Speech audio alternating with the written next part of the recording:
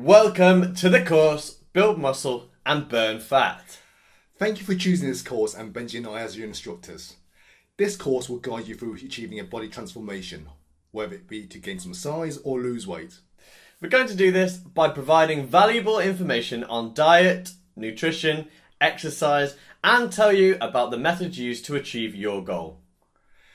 This section will go through the basics of this course, what equipment you need, and how to measure your progress.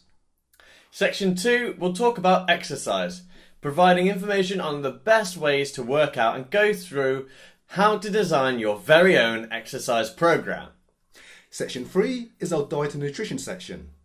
We'll help you understand the importance of a good diet, give you information on how to calculate your nutritional needs, on how to gain weight or lose fat depending on your goal, and tell you the best methods used for a good diet. Sections 4 to 8 will focus on your training days, with guides on how to perform individual exercises, which are in sections 4 to 7.